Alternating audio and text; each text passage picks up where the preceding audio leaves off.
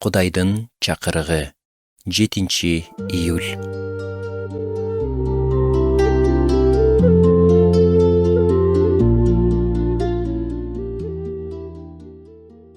Эстер ханша эли кырылып калуу коркунучунун астында болгондо, падышага чакыруусуз барууга аргасыз болгон. Ал убакта чакыруусуз падышанын алдына баруу өлүмгө тете эле. Жумшак айтканда, бул анын жашоосундагы абдан коркунучтуу учур болгон. Эстер ханша бардыгын ийине жибине чейин ойлонуштуруп, анан Кудайга таянуу менен ошол кадамга барды. Сиздин жашооңузда дагы коркунучтуу учурлар болот. Оюңузда тынчсыздандырган элестер пайда болот. Белгисиздикке каршы турууга кайрат керек болот. Мындай учурда алдыга жылуу үчүн так кадамдар керек.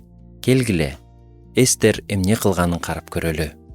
Эстер падыша көрүп калат деген үмүттө социалдык тармакка кирип алып, душмандары жөнүндө пост жазган жок. Албетте андай болгон эмес. Балким кайрат үчүн бир аз ичимдик ичип койгон жокпу? Же мотивация бере турган кеңешчилерди издеген жок.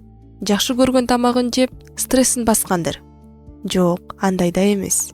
Албетте, мен тамашалап жатам. Чынында ал мындай кылган.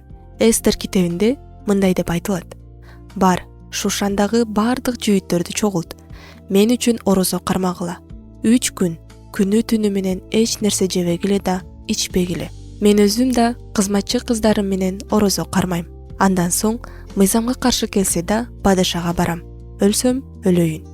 Көрдүңүзбү? Жердеги падышага барардан мурун Эстер падышалардын падышасына кайрылууну чечкен. Ал өзү гана сыйынып, орозо кармабастан башкаларды да кошулууга чакырган.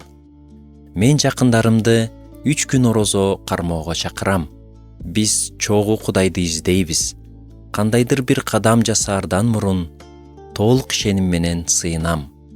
Эгер жашооңузда олуттуу өзгөрүүлөр күтүп жатса, убактыңызды бош алаксытууларга жана шашылыш чечимдерге коротпоңуз.